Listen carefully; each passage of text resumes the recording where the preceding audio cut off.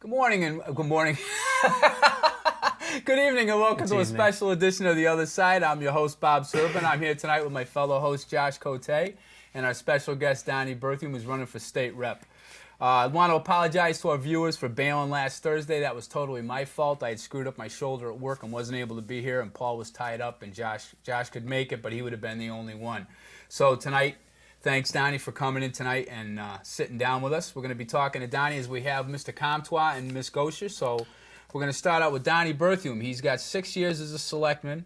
8 years, I'm sorry. 8 years. He's a tireless volunteer. He's also set up the Halloween party, brought back the Christmas party, and started the Spencer Fun Day, and has owned his own business for 20 years. And with that, Donnie, I'm going to turn it over to you. How you doing tonight? Good. I'm good. Good. Busy, but good.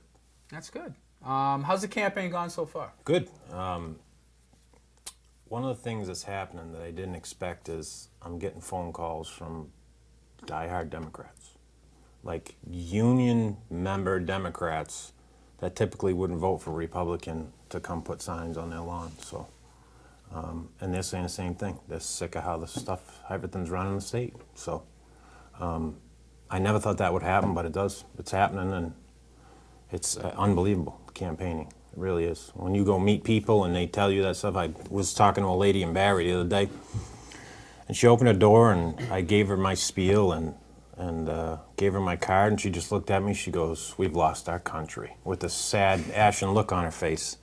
And I said, "You know what?" I said, "That's why I'm doing this." I said, "Because you can cut and run and move to Texas or Georgia or Florida like everybody else is doing, or you can stay here and try to fix it." And I said, "And that's what we're going to do." So she was better when I left, but still.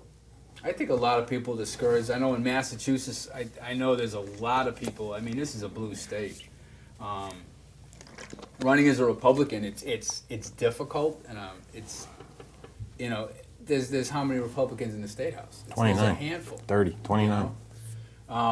It's an uphill battle. I mean, what's some of the things you're hearing? This is how we pretty much done most of the other segments. Is what are you hearing from people when you're talking to? You're knocking on doors. I'm sure you're out there. You're holding signs. What are you hearing from? There's some major issues. The major one is the illegal immigrant issue. I mean, obviously, because that's been in the news lately, and people are now finding out how much we spend on illegal immigrant benefits and schooling, and that's one of them. That's probably number one. Number two is a lot of the corruption stuff that's happening, the probation scandal, you know, the DCF scandal, all these issues, and just a general feeling of ill will towards state government. And that can be fixed. And I think the Republican thing, like this part of the state is mostly, they tend to vote Republican. Like they voted Scott Brown, they voted all Republican for presidents. The problem is most people don't know what their legislator votes. No. If everybody in this state knew how their legislator voted, I think the makeup will be very different in the state house. So. Do you think it's just a lack of people just don't pay that much attention, or they don't? Because every Sunday that's one thing I go to. I always go to the roll call. I see how people are voting. I want to see what people are saying. I mean, that's just something. I'm a political freak, so it's like I always follow that stuff. And that's only a snapshot of the few votes. I think when stuff starts to happen like it is, like Governor Patrick saying we're going to pay for transgender surgery. Oh no, what is it called? Gender reassignment surgery. So we're going to pay for that. So if you want to be a girl, our tax dollars are going to pay for you to be a girl. You want to do that, that's completely fine with me, and that's up to you. But you pay for it. So stuff like that, and the probation, all this stuff, people pay attention. When everything's quiet, nobody really pays attention. They think everything's going okay, but it seems like every week something else comes out. And local aid's another big one. And people don't call it local aid. They say more money for schools or more money for the towns. You know, every town around here is going for an override. You know what we did in Spencer. In '08, we got cut $1 million. And we mitigated that through, you know, insurances. And that was a lot of hard work and a lot of negotiations. And people see that, and then they see we're paying for illegal immigrants or this, or we're giving illegal immigrants preference over housing, over veterans, and all these other issues, and they wonder how come the towns aren't getting the money back. I mean, that's an issue, so people pay attention. Now you touched on local aid, and I know this is important to you, and it's It's a killer. It's important to all of us. the thing I think that kills me, it's that, and we've talked about this before, and I brought it up at meetings, and you've been there. The annual wringing of the hands. All the reps come in, Steve comes in, and we just can't give you any money, and it's the same thing year after year after year. What I want to know is, as a candidate, what are you going to do to advocate? I mean, especially as a Republican, don't you feel like at some point your hands are tied? What are you going to do to kind of circumvent that? What are you going to do to try to make that difference and try to bring more local aid? I asked this question because I've been thinking about running for a few years, and then I got really sick. 10 surgeries in a year. So the sheriff Lou was at my kitchen table, and he's always been a supporter and always encouraged me to run. And now I asked him that question. I said, listen, I don't want to go there and not be able to do anything. And he said, look at me. He said, when you go there, you are not expected as a Republican to vote with the Speaker or the Democratic majority. He said, on major issues, you do not have a choice as a Democrat. You vote for them or you get nothing. He said, as a Republican, you vote how you want because you're not expected to vote with them. He said, and just be nice to everybody. You get along with everybody. If you need something, you'll be able to bring stuff back to your district. He said, believe me, you can be effective as a Republican. And he said, especially with people knowing more and people paying attention more. I told this to the Knox Trail Tea Party a couple months ago. I said, we got invited to a candies thing. I said, listen, not one of us at this table can do this on our own. People have to be educated. And I can't do it by myself, and you guys can't do it by yourself. Everybody needs to educate everybody else, and then let them, when you have all this information in front of you, then you can make an educated decision on how you want to vote or how you want your state to run. So if everybody knew how every legislator voted and all the issues, and you still elected 99% Democrats, then fine. Then that's 99% of the people are educated, they know what's going on, and that's what they believe, and that's completely fine. But it's not that way when you're talking to people. How do you feel about reaching across the aisles? I mean, not so much reaching across the aisles, but voting across the aisle. What if something comes up where it's something it's directly indirect, lack of interest to your party, yet you feel strongly about it? Would you be willing to cross that line? If it was something that would benefit the people of the state of the district, I would not have a problem doing that.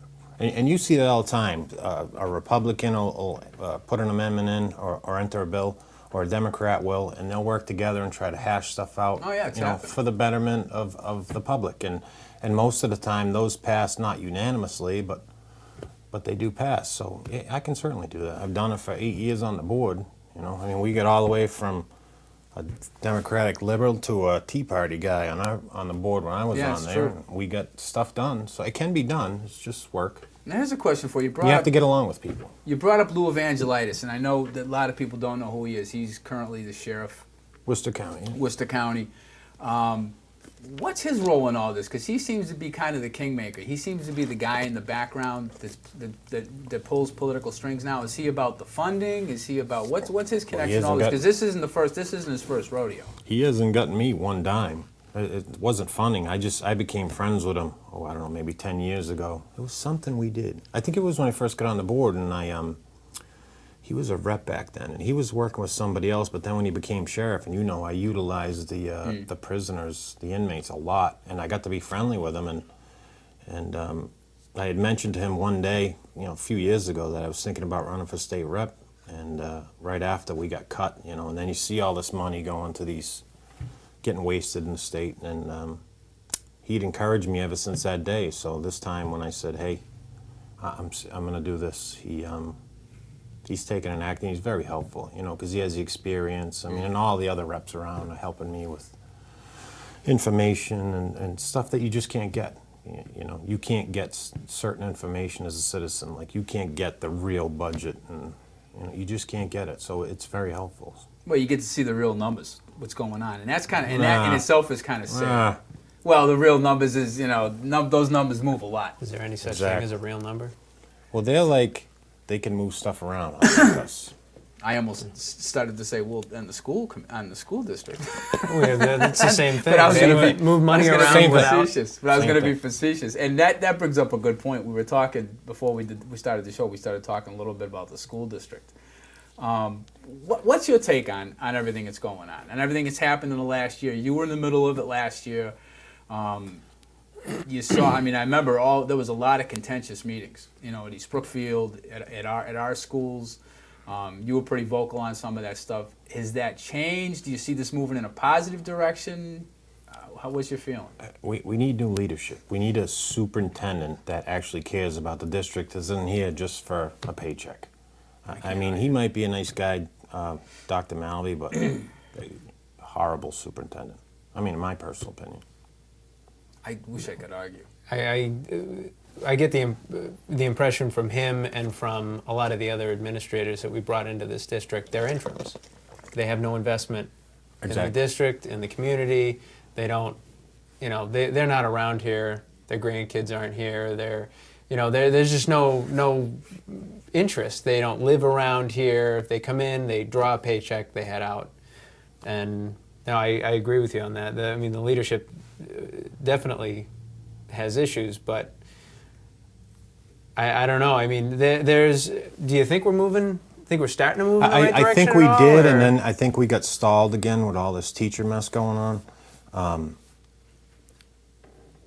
Just to let you know, because I talked to a lot of reps. I've been to the State House a few times. Listen to this one. You'll love this story. I was at the State House the day they were debating driver's license for illegal immigrants. I would have liked to see that. I had the park in the theater district, okay? You know how far away that is? I know that area pretty well. And so I met Ryan Fatman and a bunch of them, just to get their input. Because running for state rep, believe me, when I ran for selectman, I put signs out, people know me, and I get in 80-20. A completely different ball game here, what you have to do. But so the State House was full, every floor. And I'm standing outside Peter's office, and there's a line of them. There's probably 30 of them with bright shirts on that say, "We demand our rights." And I'm thinking, and I'm just shaking my head, and I'm talking to these guys. I'm like, how do you have the patience to put up with this? These people don't belong here. They are here illegally. It is against federal law for them to be in this country.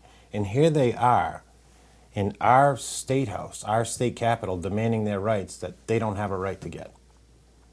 Talk about an oxymoron. I know. It was unbelievable. That's the ultimate. I think that would have to be the definition of irony. Asking for something you have absolutely no right to get. And it's like when they're sending their kids over the border. We talked about this before. When they're sending their kids over the border, and people in the United States are saying, "Well, this is horrible. Yeah, it is horrible." As a parent, how could you send your kid to the United States in the hopes that they're going to be able to stay here? Okay, let me. Lou went down with Sheriff Hodgson from Bristol County. He's a great guy, Sheriff Hodgson too. What a nice guy. And he called me from there because Sheriff Hodgson had called me the week before, asked how things were going. I never got back to him. I called them, and they were actually on this overlook, looking over the river with the bridge. The buses are dropping people off. He said out of every 100, 10 were kids, 10 were senior citizens. He said most everybody else was 16 to 25.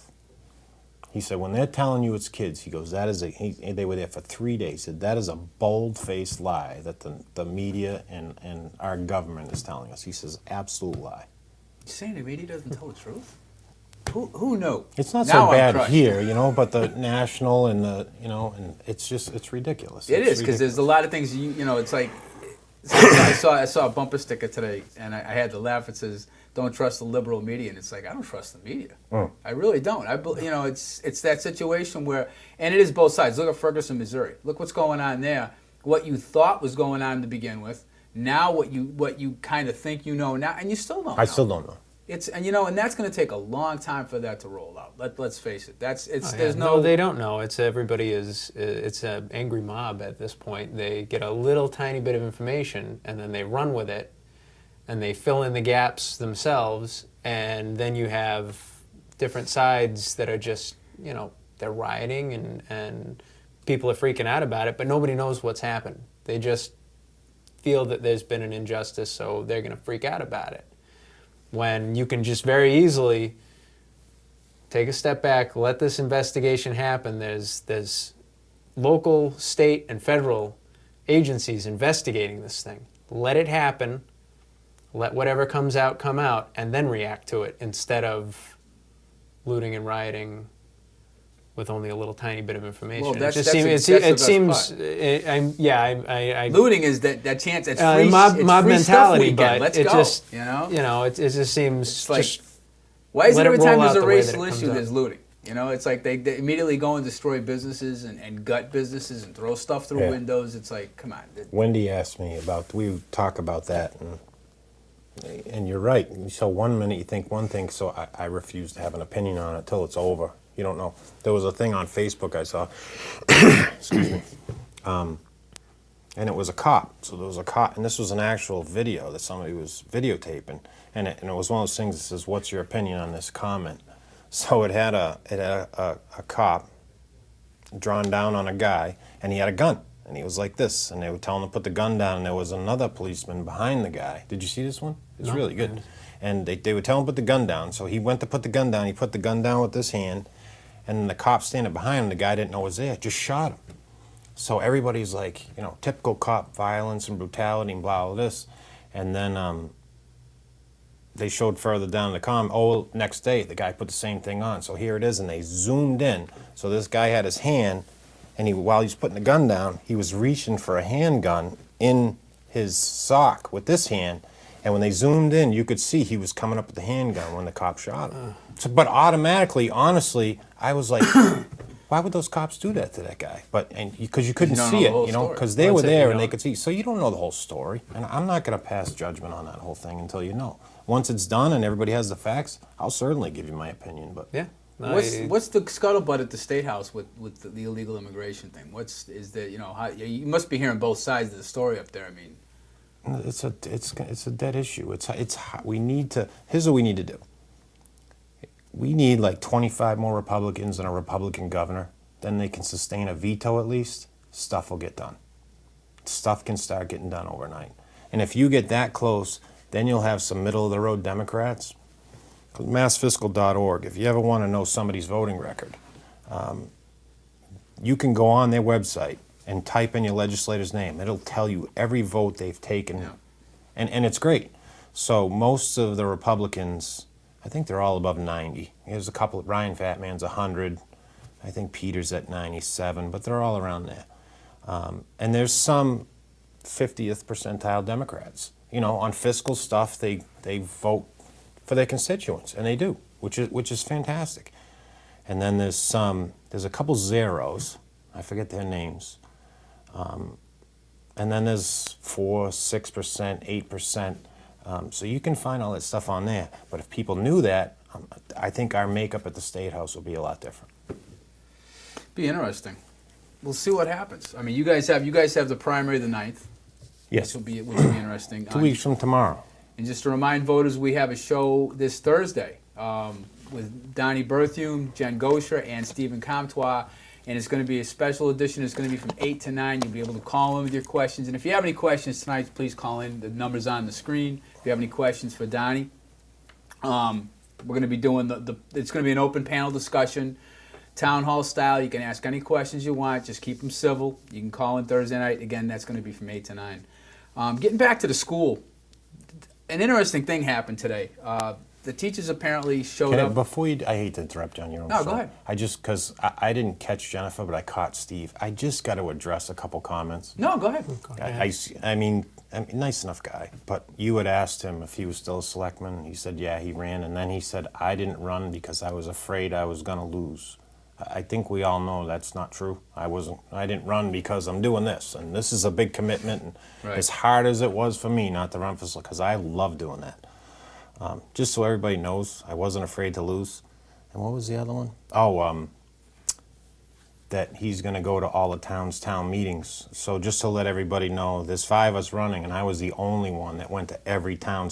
I missed 3 because of my mother's funeral and stuff. I missed West Brookfield, Ware, and North Brookfield. But I went and sat through every town meeting. I was the only one that did that. Nobody else Well, went. you guys have a larger. 11 towns. Yeah, there's a lot of towns. Yeah, so I went to 8 of the 11, and they were all great. I mean, town meetings were great. There's a couple towns that were a little crazy, like Spencer used to be in the 90s, but That was the Wild West. That Oh, was my before I God. got involved in politics. Long before I got. I was a selectman too. I was 28 years old. Oh, The first meeting I went to was the transfer station. That was the very Oh, yeah. first meeting I ever attended. I didn't attend another one after that for quite some time because that was a circus. That was like Barnum and Bailey. That was a pretty crazy meeting. I remember that. That was a good time. Okay, getting back to the school thing today. Sorry. No, that's fine. That's I knew fine. I'd forget to mention this. No, I'm glad you. That's what this is for. Give you the chance to talk about what's important. The teachers apparently showed up today dressed in black in solidarity for the union. Now, not going to speculate because I don't know all the details, but I did get a number of phone calls, as I'm sure you did too, as to why. Apparently, they went to the meeting. There was a meeting at Wire Village. They have a breakfast traditionally, and the superintendent gets up and gives a speech and what he expects for the coming year, and excuse me, and what's on his mind. And apparently, as he got up to speak and started to speak, the teachers all got up and left. Now, I'd be curious to know why they got up and left. I'm not even going to speculate because I'm not actually sure. I know I have my own personal feeling of why I think they did it. I'd like to think they did it for the kids, but I don't know how that plays into that. Are you asking me? I'm going to throw it out there. All right, listen. Here's what I heard. And this goes back to when I lost track about the State House and the illegal alien thing. So the teachers this is what I heard, and I guess there's going to be an article in the paper tomorrow that Kim Ring interviewed the union president, Mark James, who, by the way, I want to clarify, I never had him, but I hear he's a great teacher, great English teacher. That's what Yeah, my kids had him. They like. I actually had him, and he was a good teacher. Yeah, my kids. He was a good. And I also got to give him kudos, which I've done for the parade this year, because him and Dave Bayshant, who was the best choice for principal at the high school. No argument. No argument. Both of them helped the kids build that float for the parade this year, and they won. And then they all decided to donate the money to Toys for Tots. It was great. That's cool. Mark James and Dave Bayshant did that. Besides that, this union in town is one of the reasons why this district hasn't moved forward. I know one of the union leadership from Tantascwa, great guy, I won't mention his name. Had a talk with him in Walmart one day for about 2.5 hours, and they get it. Times are changing. You have to move a little, you have to give a little. It can be done. Look at our unions. We're the only ones around. Every employee pays 40% of health insurance. And we didn't have to give a lot to get that. This was all hey, let's come together, let's save everybody's jobs. We got cut this $1 million, we can do this. And everybody said, yeah, we can do it, and we did it. And if you remember, how far did the police come?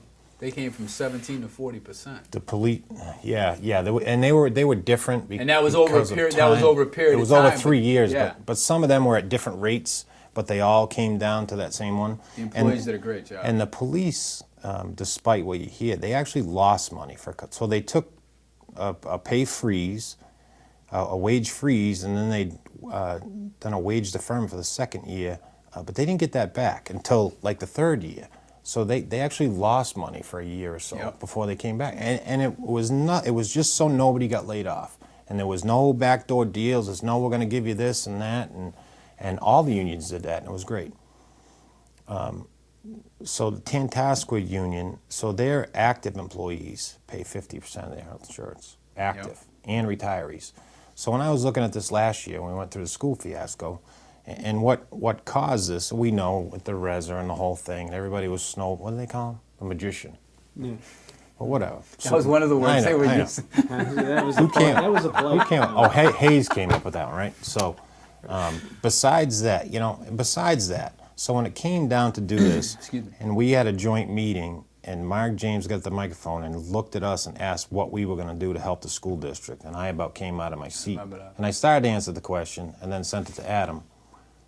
It's reasons like that, when we did what we did over the years and given them, an average of $1 million over minimum local for the school, and then you're going to, so why don't you meet us halfway? So when the insurance stuff comes up, you've been in teacher negotiations. I've done it 3 times. There's no give and take whatsoever. No. There's nothing. Josh and I, we were in it last time together. It's all takes. It's unbelievable. And that's not all of them. It's just, this goes to what I was going to say. Our teachers union has a reputation in the State House in Boston that they're unbelievable. So after he made these comments, and I had already started before that, all the school districts around looked at all of them, And they were all 50-50 on retirees, every single one of them. I think we looked at 12, and not pick and choose like the 12 close. Everybody's 50-50. And you saw when they went from, whatever they were, 90-10 to 75-25, they're filing grievances, and I mean, it was unbelievable. So they'd rather you raise taxes on somebody that doesn't have a pension and is getting a small amount of Social Security. And I understand you have to represent a union. I completely understand that, but there has to be give and take. And there is everywhere in this town except with the teachers union. Oh, there's no doubt. If Go you ahead, look Josh. around at other districts, you can see, because all the districts go through the same problem. They do. They mean, they are we going to lay off a teacher here? Are we going to cut a program here? Are we going to raise this? How big is the raise going to be this year? They want to reevaluate steps, but they find a way to do it. My wife is a teacher at another district, actually about 40 minutes away, and I've seen them go through this. Now, I've sat through these contract negotiations, and then I watch her go through it with her union, and I see, they don't want to, it's a union. They don't want to lose money. They want to make money for their members and everything. That's their job. But they find a semi-reasonable agreement at the end. And one of the things that I used to tell people when I was on the school committee is when you negotiate, everybody's supposed to be unhappy with it. You're supposed to come to it wanting what you want and find a compromise and walk away, okay, I'm kind of okay with this, I'm kind of not okay with this, but we found a compromise and it's going to work. So you're not going to be jumping for joy, walking away happy. You're probably not going to be that great, but it's going to work for everybody and you're doing what's right. And from having done this for a couple of years, you can see they don't get that here. They do not get that in Spencer. The union will take this to the end. They will file grievances. They will fight. One of the things that, and in fact, this is a question I don't know. I've been out since May. Have they settled? You've been smiling since I've been smiling since May. Have they settled? It's starting to grow back a little. A little bit. It's a little tiny bit. Have they settled actually settled in a contract the teacher evaluation? I don't believe they have. Because that was, and I'm wrong. looking at I'm it not on our positive. list here for things to talk about. That was an unfunded mandate. Yeah, so we can talk about that, because that one we were in was done, right? The one that we did, yes. So we can talk. So that came up in that negotiation, and what we decided to do, which I didn't want to do, but I was an Now, be alternate careful. member. If you're talking about something that happened in a negotiation, Yeah, you can talk about that if it's over, right?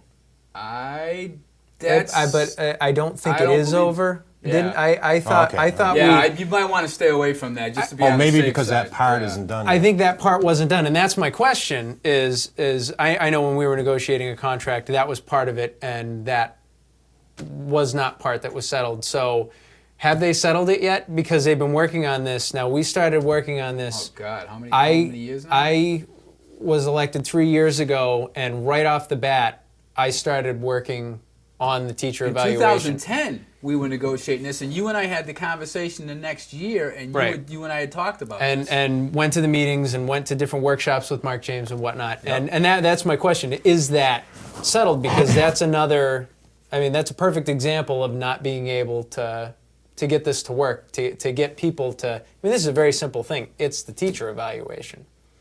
It's an unfunded mandate from the, which is actually something that I did want to ask you about. It's an unfunded mandate from the state, which is, it makes my head spin when I look at some of these unfunded mandates that come down. And having gone to the MASC meetings where we vote to send things up to the state, and every year we ask them, can you not with the unfunded mandates, because they're tough to get through. But this is a perfect example of the union not being able to work with the district and the town, and just not getting anywhere, because I think we're still spinning our tires on it. I don't think we have something settled. Well, if you remember, Unless you guys know different. in but- 2010, they were negotiated the teacher's evaluation, and it was supposed to be in place. And I remember Dr. Hicks And one of the things that The old one, that, yeah. We got money for that. yeah, Race we to gave the them. top Well, we to paid them. get it done. Yeah, we got money from Race to the Top, and almost lost the money because they didn't have the point was they had to have Right. you're right. They had to have the evaluation in place. Dr. Hicks had to force them and take them to court to get them to put that. He had to go to the state and say, look, they're not coming up with their end of the bargain. He had to force them to do it, and only to find out when you got on the committee the year after I got off, That one wasn't good enough. that wasn't good enough because now it no longer Right. met with the new state standards. So Right. now, because they waited so long and dragged their feet so long, that standard was no longer what the new state no longer met the new state standards. So they had to start from scratch again. And we paid $60,000 to send them to conferences to sit down and pound this out because they got paid to do this. Yep. And then, and I think the thing that really drives me nuts beyond anything, and my biggest gripe with the union has always been when they instituted healthcare contribution, it was zero at one point, and then the state said no. The state mandated and said you will pay 10%. Since that's happened, and that's been a long time ago, we've gone up approximately. We just recently went up. I think we're at, what, almost at 25% now With active? with active. As far as I know, some are at 90-10, some are at 85-15, and new hires, I believe, are at 75-25. So we I haven't believe. made any. No, we haven't in made the any last one, advancements. they go to 75-25, but they got the kicker to pay for it. Right, they get that. They get there's a fund that helps pay for. Was it. that all of the teachers, or was that just? I thought that some that of was them? all of it. That I might think have that was been all. So that was, they were most, I think most of them were 85-15. 85-15, I believe, was, And then was most of it. It was the retirees that were 90-10 or 95-5, right? Yeah. Yeah, a lot of them were. So the teachers, from what I understand and what I read, was actually, because I got into it, one of the school committee members at a meeting about this, that they went from 85 reimbursement to, paying 15 to 25, but that they got paid for that. So if that cost you $4,000 for that move, then the school department will give them $4,000 That's to right. cover it. I remember So, that. so it yes. was a wash. They didn't lose any money. I'd agree to that too.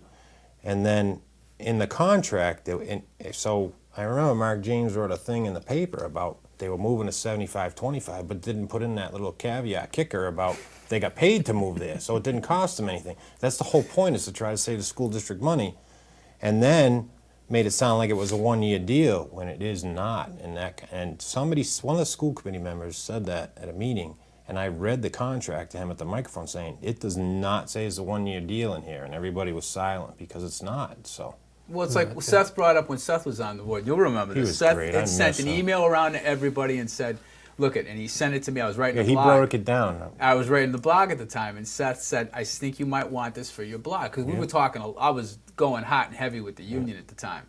And he broke it down that the teachers were making anywhere from, because of the union negotiations, were making anywhere from 5 to 11% per year. I thought 13 was the highest. I thought- with a I step think it in might it. have been, yeah. With the That was like COLA an and, extraordinary case. Yeah. I mean, everything had to be perfect. But he said the average was basically 5 to 11%, and this was the killer without COLA. Right. Now, COLA is, of was course, as step everybody and knows, lane. is cost of living allowance. That's the raise the teachers try to negotiate, 1%, 1.5%, whatever. So without that raise, you're automatically making up to year 17. Let's be fair, because 17 to 22, you don't get a raise, you don't get any kind of an increase until your 22nd year. Between 17 and Yeah, 22, it's a dead zone. So the people that are the most concerned about this are our senior teachers. Teachers that have 20 plus years, they're the ones that are going to make obviously going to make the biggest noise about this. And it's sad because we have so many good teachers in this district, and I have so many that are friends, and it's a small There's no group doubt. of people in their leadership that makes them look bad, and people go after them and talk about them, and you have to tell them, listen, they are not like this. This is the union leadership that is causing all this problems and all the bad. It's like people that are on welfare. There's some people that really, really need welfare. I would fight every day for those people to get that help. But it's the people that abuse it. There's 30,000 EBT cards missing from the place, and they don't know where it went. All the abuse. People focus on that, and then everybody that's on welfare that really might need it, it stigmatizes them with that, and it's the same situation here. It's too bad because I mean, I do. I have a ton of friends that are teachers, and they're great teachers and great people, and they don't like what's going on, but nobody wants to do that. Nobody wants to buck the union, and I get that. And the union, Well, Mark they're James so is powerful. Mark James is the biggest bully I've ever come across in my life, without a doubt. And I no longer work for the school committee, so too bad. I have no use for Mark, none. I think is the union. I understand the union, but I've looked at, and I'm sure you have too, on the select board, and I know Josh has. You start looking at other districts and what they're paying and the time off and everything, and not so much. I shouldn't say the time off.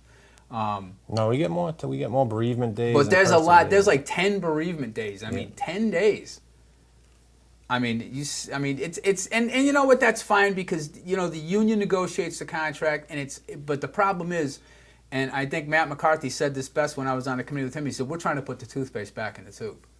And we really are, because they gave away this district for 15 so long. years.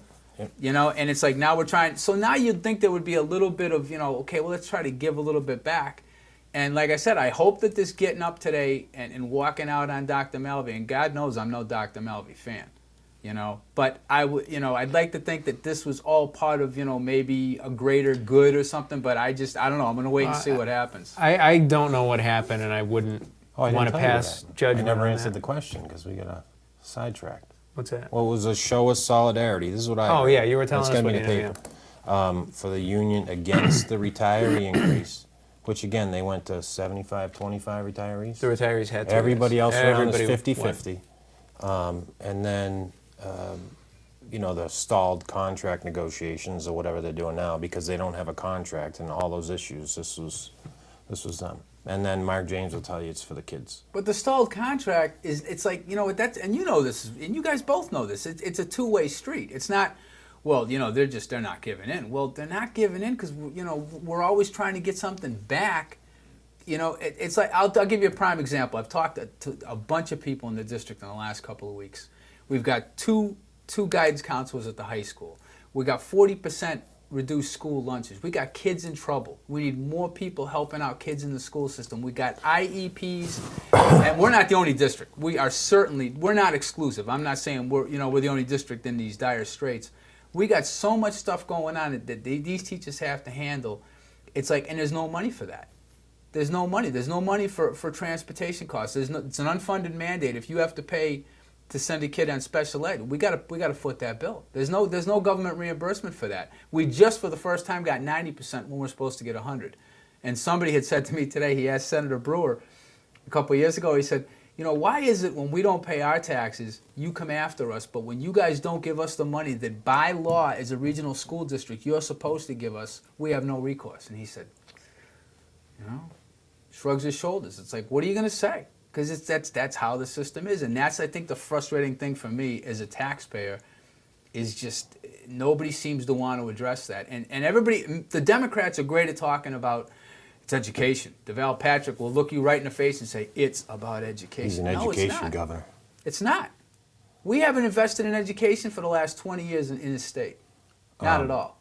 So if we had that $1 million back that they cut us, and even if we split it at the rate, that we split the tax style, like 60-40 or whatever it is, that would be $600,000 more for the school right there. Not counting increases we should have gotten over those years.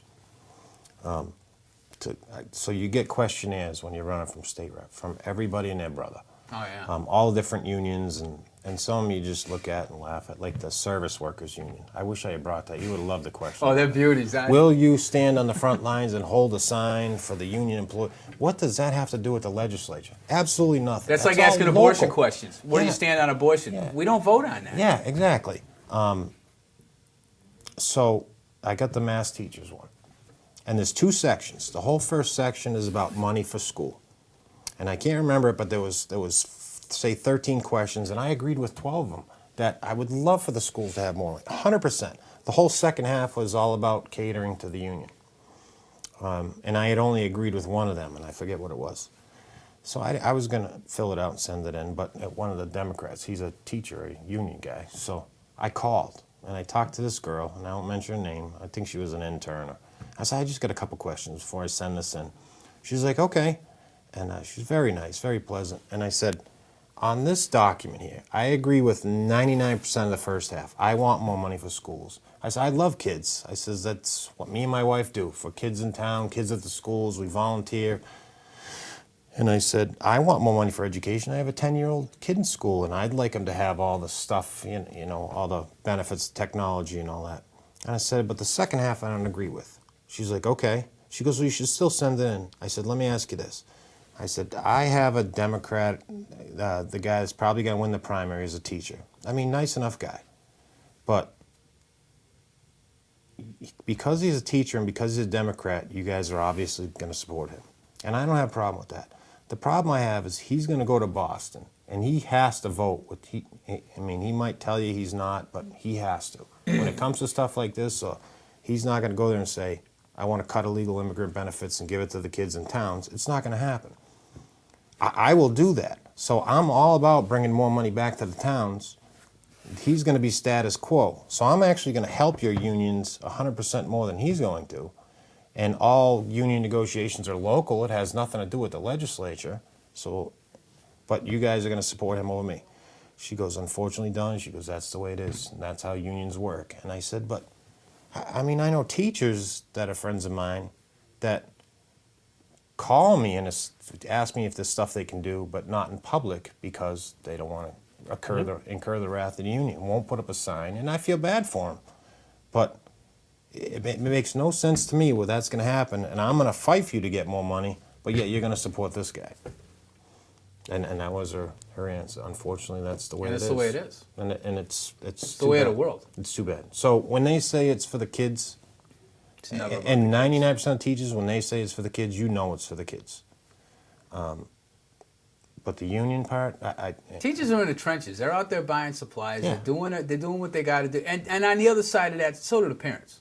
yeah. When my kids were in school, we were sending tissues, we were sending toilet paper, we were sending crayons, coloring, whatever they asked for, we'd send it in. So that's a two-way street. But these teachers do give 100%. I got to say, I would say probably up through junior high, I think we've got phenomenal teachers, and I think there's some good teachers at the high school level. But I think the more dedicated teachers, and I'm going to catch crap for this, but I don't really care. I think is mostly at the baseline from first grade, from the preschool right up to about 8th grade before they enter Prouty, and then it's like all bets are off. We got a lot of senior teachers at Prouty. It's like there's a lot of bullying going on. It's like, say what you want to say. And that's not to say that the teachers aren't doing their job. They are doing their job. But there's also going to be a work to rule going on, I'm hearing. And a work to rule, for anybody that understands that, is the teachers will do exactly what is written in their contract. They work to their contract. They will work to the contract. They will do not one thing beyond their contract. Right. If it means going out and catching a bus 5 minutes they after can't they're because supposed to. the union leadership files a grievance because that's happened like at the junior high with the homework club, and they put a stop to that real quick. And that was helping kids. They were doing it for free, and union leadership kiboshed that a few years ago. So. Well, I remember the memo that went out in 2010 from Mr. James and went out to all the other teachers saying that we're going to do a work to rule. And I've still got the memorandum somewhere in my files. And they're like, and Dr. Hicks was like, oh, they can't do that. And I go, well, they sent it out there, and everybody was denying it. Now, one thing you did touch on, I just want to touch on real quickly, was on 32B, talking about the seniors. The one thing that I think Josh feels the same way, the thing that really ticked me off with doing that to the seniors was they weren't honest with them. The seniors, when they went to the seniors, they went to that 32B. They went to not the 32B. When they went to the meeting so they could understand all their rights. When they had the public meeting. They had the public hearing. Yep, I didn't. And I went to that meeting, and I remember that agent, an insurance agent, standing up there and looking at those seniors and telling them. They said, "Well, how much money is going to be saved if we moved this program?" Yeah. Well, I don't know. Now, you do this for a living. That's like somebody looking at you and me, Donnie, and what we do and saying, oh, well, how much is it going to be if I deduct this or I take this out? You're going to know almost exactly, or within a ballpark figure. I believe those teachers were lied to. Can I prove it? No. I don't know. And that's the thing that So angered. he wouldn't give a number at the meeting? He would not give them a number. He didn't give a number at the meeting. And I honestly still can't talk about it. No. But how it was rolled out at that public meeting it just was not well done. No. And it didn't make sense. And I think the other thing that really bothered me was part of the rule was you have to put it to a vote of the body that Yep. was there. Yeah, that's true. And But that vote is non-binding. it's non-binding. It was just to give the school committee a chance to Input. see what everybody else Yep. thought. And they voted unanimously against it because there were so many questions. Yeah. You know, and they were raising good questions. And I think that Yeah, was they one of were. my issues with it, was they were raising good questions that we weren't asking. Right. And for us to sit there and still pass it when, honestly, when you're up there and you're presenting something to somebody and you say, I don't know, that many times, something's wrong with what you're doing. It doesn't make a lot of sense. And you know what? The 32B and changing the retirees' design is something that needed to happen. It was the way that it happened. But how That's it the problem I had happened with it. and how it was rolled out, how the information was given out, and the overall honesty. I mean, this district has some credibility issues, major credibility issues. I mean, That's why you can't get an override. That's I why you think can't get an 9 to 10 override. off You're the top absolutely of right. My head, you know. So, I mean, that's just another one right there. They didn't roll it out correctly. They said, I don't know, so many times, and then they still, no, we're doing this because we've got to get this done in a certain amount of time. It goes back to the credibility of the school district overall, and you're right. That's why you don't get overrides. And from the that's school. that's stuck in my craw big You time. know. Not because you didn't really go say one way or the other. It's just, and these people, these teachers that are retired are not. We're not talking like teachers are going to retire now. Like somebody who's making 60, 70 grand a year is going to walk away with making $48,000, $50,000 a year, making not a tremendous amount of money, but a decent living. Yep. Okay, compared to Social Security, because they don't get Social Security.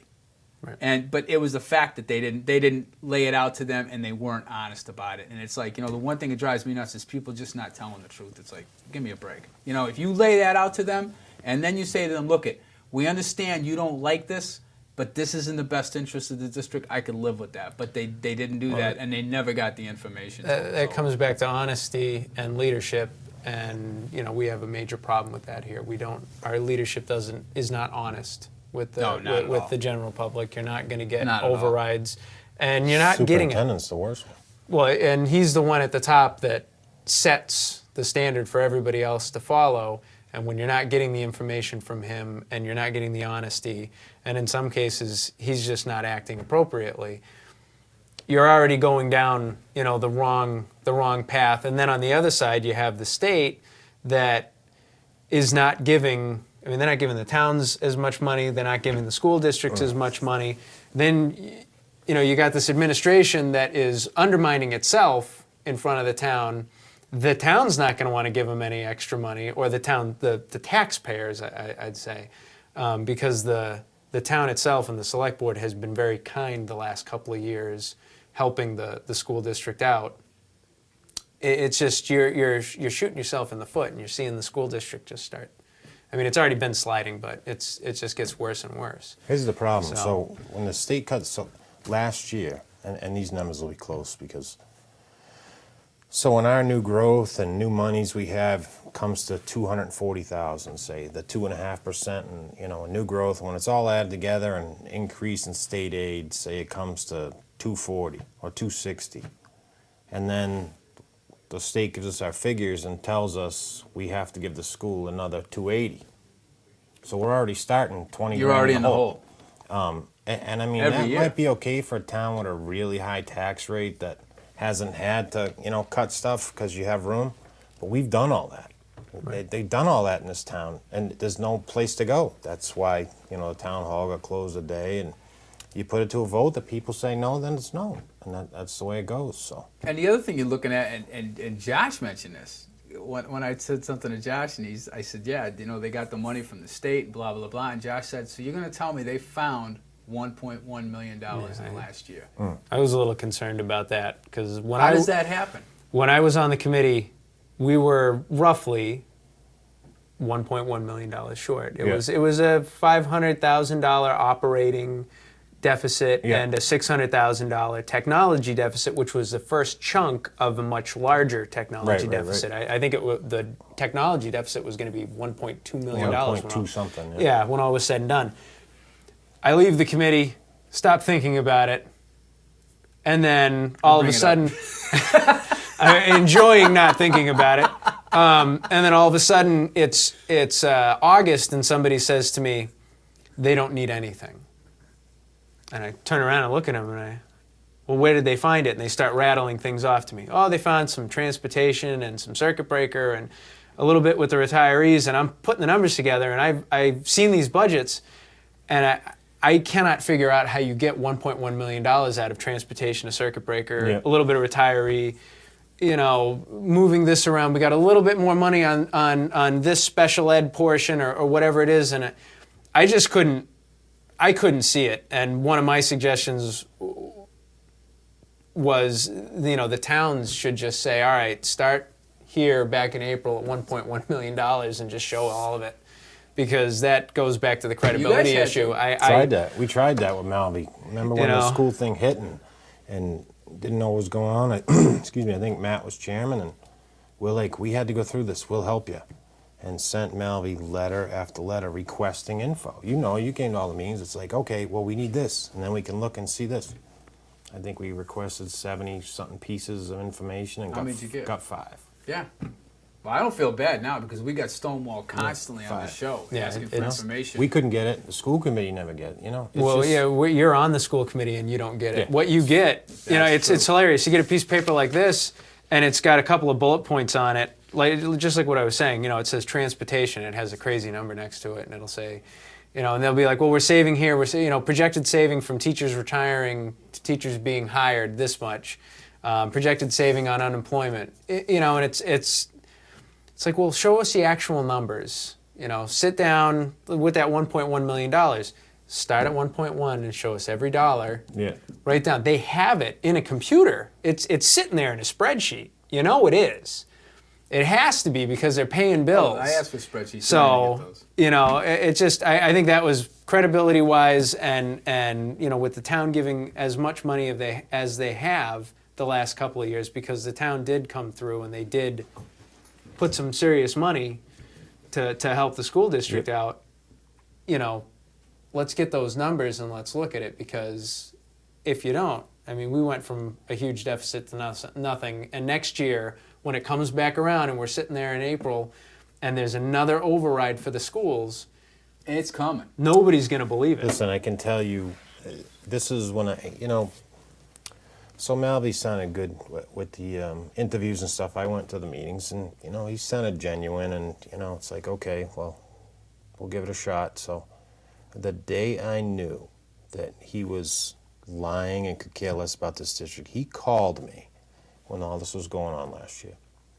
And he called my cell phone. He says, Donnie, look, Ted Malvy. I'm like, Ted, how you doing? Can we meet? I said, I've been waiting for you to call. I would love to sit down with you and go over this. And I said, I absolutely would. I says, I would call you, but, and he said, listen, he said, you're kind of the leader of the board in this issue. I said, yeah. He said, I just want to sit down with you, see if we can hash this out. And he says, it would look good if we could just get it done. And I'm like, beautiful. So when you want to go? He's like, tomorrow, 4 o'clock or whatever. So I came to the Blue Building. So I came up here, just him and I. The first thing he said, can we keep this meeting between you and us? And I had fully intended to do that. And he said, all right, blah, blah, this. I'm like, Ted, I'll give you 5. I'll give you $500,000, more than the minute or whatever it was. He goes, oh, no, I can't do that. And I said, well, with East Brookfields, it'll be like 620, 640. I said, maybe we can squeak a little more. I says, but, we can do this today. I said, we'll have a meeting, get it done. He goes, no. He goes, sorry to waste your time. And I said, well, you weren't wasting my time. I said, any time we can work on this, that is not wasting any time. I said, I appreciate it. And I said, you call me anytime. So then he went to the school committee, and one of the members told me in executive session, and I won't say who, but he said that he had met with me and that I had offered this, and he put his fingers up like this. Just completely flat out lied. And that's, from that day, I had nothing to do with that guy, and I would not return his phone calls. So. What a shock. Well, we got a few minutes left, so Donnie, if you want to put a final spin on this, address the voters, let them know how you feel. Let's see. So we have the major issues like gun control. Obviously, I served my country for 6 years, so I'm pro-Second Amendment. Thankfully, most of the bad stuff got taken out of this gun bill that was supposed to protect everybody. there were a couple good things in there where they increased some penalties for, people committing crimes with guns, and we joined that national check system, which allows us to find out if there's some seriously mental ill people that moved here. We couldn't before, and now we can find out. Right. But just the general condition of the state and how it's going, it seems weekly there's a scandal. DCF, perfect example. I mean, what was her name? Olga Roche, who was running it. Seemed like a nice lady. She's from Puerto Rico, and she worked her way up, from a social worker up into that position. I mean, that's fine. I don't have a problem doing that. I mean, some people are good at, like, their job as a social worker, but, I mean, obviously that position was over her head. So when she went to the governor and offered a resignation, he said no. And how many times did he do that? And how many kids did we find out died and were missing before everybody, even the Democrats, started saying, hey, this is an election year, you're causing us issues. Coming down around his ears. Yeah, so finally he accepted it. It's stuff like that. And it's the transgender thing, the bathroom bill, all the stuff that goes on that people don't know about. If people learn this, which I think this year they're going to, because there's a lot of information out there. There's going to be a lot of mailers out there, and people know. People don't know how our legislators vote. I mean, like Steve Brewer, he's the nicest guy, and there is nobody in this world that is better at constituent services than him. He will call you back within 2 minutes, whether you agree with him or not. But people don't know how they vote, So people know me. Everybody knows, whether you agree with me or not, I work hard. If you were there, I don't know if you were there, right when Seth and I got on the board, the first thing I did is say, hey, let's zero out our salaries. Yeah, I do remember that. And that went down 3 to 2. I got it to 1,000, and then when John came on, then we you guys finally got it down to 0. It's something you do because you like to do it, like the parades and the volunteering, the paint in town. You do it because you like to do it, and I really like doing this because I like helping people, and I'm good at it. That's what people tell me. So. All right. Well, thanks, Donnie. We'd like to thank Donnie for coming in tonight. Definitely Thank you. Appreciate it. Thank you. I appreciate it. We also have Feeding Our Neighbors Food Drive and SCA Open House, Saturday, September 20th from 11 to 3. Music includes Life After Work and the new DPHS show choir Shockwave. I have a hell of a time with initials. Please bring donations of non-perishable food items to benefit the Spencer Food Pantry. And these folks work tirelessly year after year. So if you could help them out, that would be great. They really do a fantastic job. Quick update, Prouty Pride Day went off without a hitch. We did a lot of painting. Sorry, I couldn't make that one. I'm just going to mention names really quick. Dave Bayshon, Paul Fournier, Danielle and Tom Gibo, Frank White, Sheila Grant, Tara Drummond, Lisa Whitetass, Gabriel Laporte, Daniel Bean, Aaron and Carter Lokes, Karen Rubino, Carol Cresco, Gary and Ethan, and Pam Woodbury, Aaron Shea, Tina and Joe Perone, Haley McDonald, Ariana Maycam, Mary Remillard, Carlene Lokes, Danielle Dean, Thomas Gellig, Becky Boussier, James St. Peter, Tim and Chris Sears, Sheila Manville Grant, Shelley and Casey LeCare, and Aaliyah Bischoff. Also, Chris Bowen from Subway Leicester, Al the Town from Country Spirits, Big Y Spencer, and Sherwin Williams supplied the paint. We want to thank everybody. And as always, thank you for joining us. Don't forget, we will be on Thursday night, a special time from 8 to 9. Mr. Berthium, Ms. Gosher, and Mr. Comtois will be there. Please join us. It should be an interesting show. It's going to be an open hall town forum. Thanks a lot. We'll see you next time, folks. Take care.